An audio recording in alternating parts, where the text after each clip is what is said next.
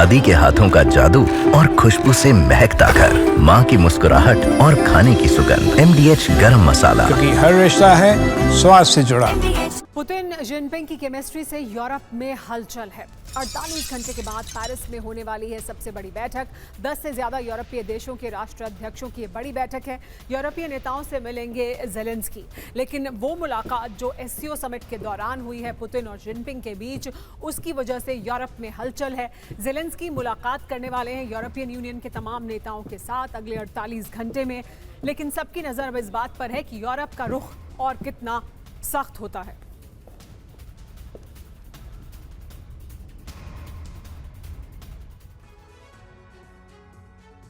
दुनिया का नया वर्ल्ड ऑर्डर, क्या यूरोप में तनाव उसकी वजह से है?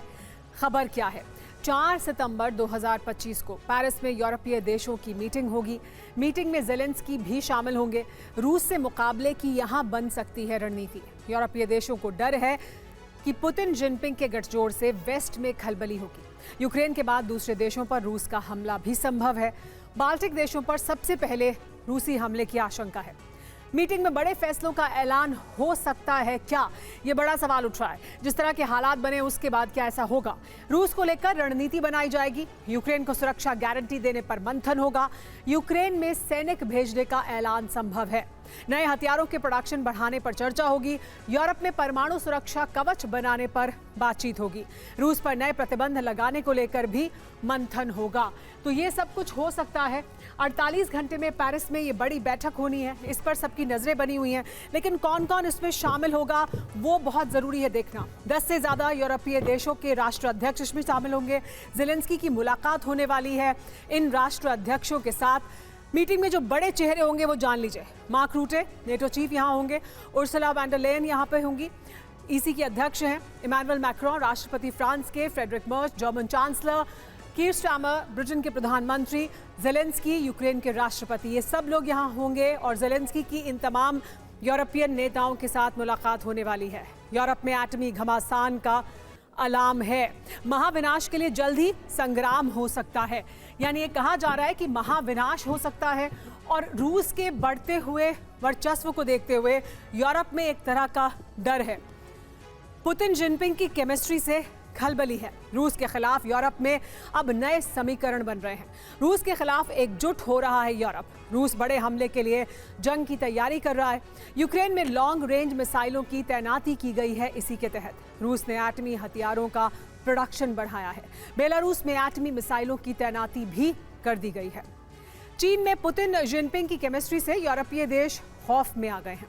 पेंटागन में खलबली मच गई है, क्योंकि अब यूरोप में समीकरण बदल सकते हैं। पुतिन जिनपिंग के अलावा कई और देश इस शक्तिशाली गठबंधन का हिस्सा हैं। ऐसे में यूरोपीय देशों को आशंका है कि पुतिन यूक्रेन का संहार करने के बाद आगे बढ़ेंगे, दूसरे देशों पर भी आक्रमण कर सकते हैं। अब यूरोपीय देश फ्रांस के पेरिस में एक बड़ी मीटिंग करने वाले हैं, जिससे रूस से मुकाबले की रणनीति बनाई जाएगी।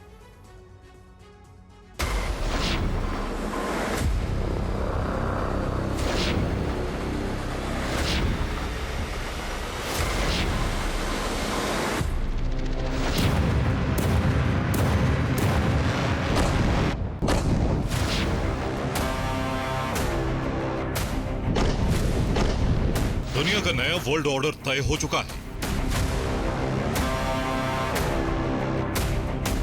कयामत का काउंटडाउन शुरू हो चुका है,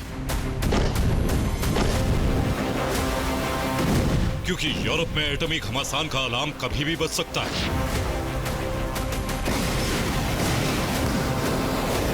क्योंकि इस एक तस्वीर ने यूरोप से लेकर अमेरिका तक की नींद उड़ा दी।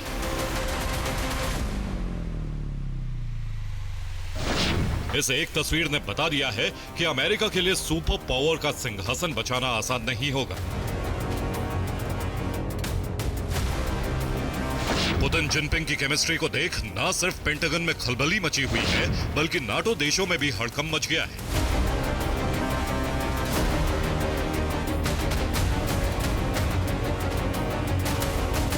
SCO के मंच पर पुतिन जिनपिंग की मुलाकात पर इतना खौफ पैदा हो गया कि 4 सितंबर को 10 से ज्यादा यूरोपीय देशों के राष्ट्रीय अध्यक्ष जुट रहे हैं, जिसमें नाटो चीफ मार्क रूटे और यूरोपीय यूनियन अध्यक्ष उर्सुला भी पहुंचेंगी।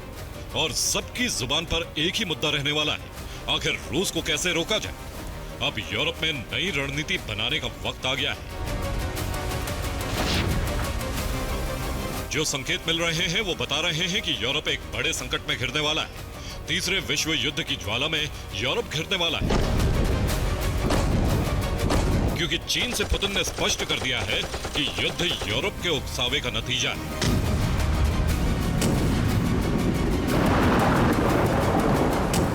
पुतिन के सख्त तेवर इशारा दे रहे हैं कि अब दूर दूर तक युद्ध विराम की संभावना नहीं।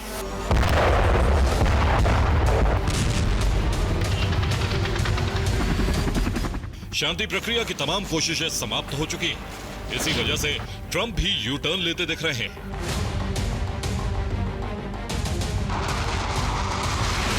यानी अब यूरोप में नए समीकरण बन रहे हैं जो पूरे यूरोप के लिए विनाशक है।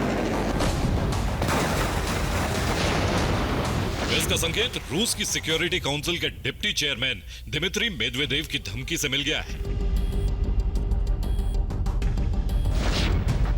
मेदवेदेव ने कहा है, एक तरफ खुद को भाई जैसा बताने वाले मैक्रों और मर्च पर बदला लेने की सनक सवार है, दूसरी तरफ एक ऐसा शख्स जो पुतिन से भयभीत है, जो ट्रंप और पुतिन के साथ ब्लैकमेलिंग के खेल में जुटा है। ये सभी द्वितीय विश्व युद्ध का सबक भूल गए हैं कि इनका अंजाम 1945 जैसा हो सकता है। सभी खत्म हो जाएंगे और सिर्फ दांतों के डीएनए से ही पहचान हो पाएगी। मेदवेदेव ने साफ तौर पर परमाणु युद्ध का हवाला दिया।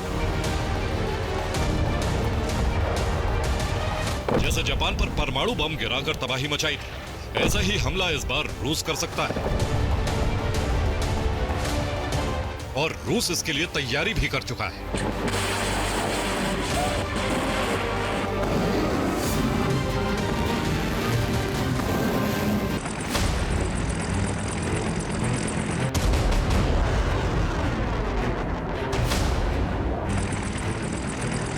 एक तरफ यूक्रेन में रूस बारूद झोंक रहा है, तबाही मचा रहा है। पुतिन का ऑपरेशन सितंबर आरंभ हो चुका है, यानी रूस नाटो और यूरोपीय यूनियन से टकराने की तैयारी कर चुका है।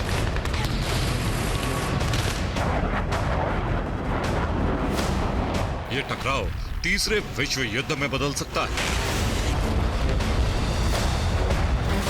रूस की तरफ से परमाणु विस्फोट की धमकी भी दी गई, जिससे घबराए यूरोप ने बड़ी तैयारी शुरू कर दी।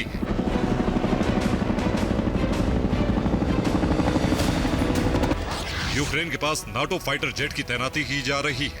रूस के करीब नाटो सैन्य ठिकाने बनाए जा रहे हैं। यूरोपीय देशों को ज्यादा हथियार बनाने के लिए कहा है। रूसी सैन्य ठिकानों की जासूसी कराई जा रही है। यूक्रेन में नाटो सैनिक भेजने की तैयारी की जा रही है।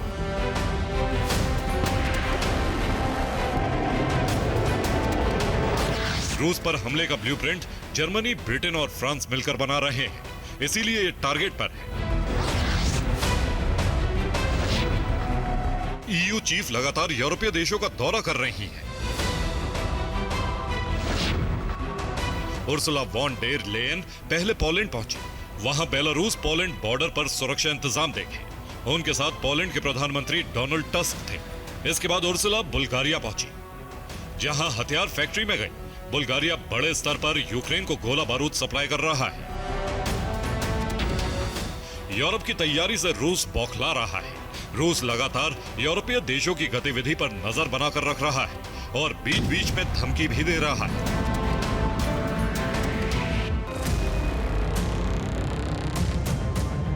जिस वक्त ईयू चीफ उर्सुला ने पोलैंड से बुल्गारिया के लिए उड़ान भरी, तो लैंडिंग से पहले जीपीएस सिस्टम जाम हो गया। पायलट को सिग्नल नहीं मिल रहे थे। इस दौरान पेपर मैप के जरिए प्लेन की बुल्गारिया एयरपोर्ट पर लैंडिंग की गई। इस दौरान करीब 1 घंटे से ज्यादा वक्त तक प्लेन हवा में रहा। बुल्गारिया ने दावा किया है इसके पीछे रूस है।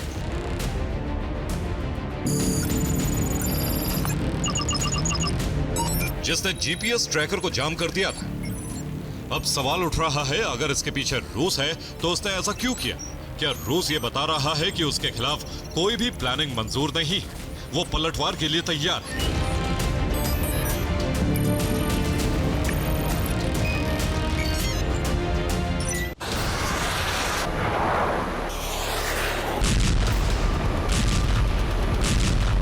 72 घंटे बाद यूरोपीय देश पेरिस में नई रणनीति पर फाइनल मोहर लगा सकते हैं, यानी हालात काफी गंभीर हो सकते हैं।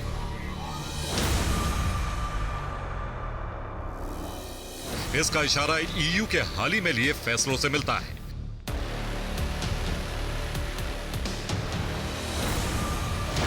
फ्रांस ने अस्पताल वॉर रेडी करने को कहा है। बुल्गारिया शेल प्रोडक्शन बढ़ा रहा है। बाल्टिक देशों ने नाटो सैनिकों की तैनाती बढ़ाई, जबकि नॉर्डिक देशों ने F-16 जेट तैनात किए। काला सागर में नाटो वॉरशिप पहुंच गए।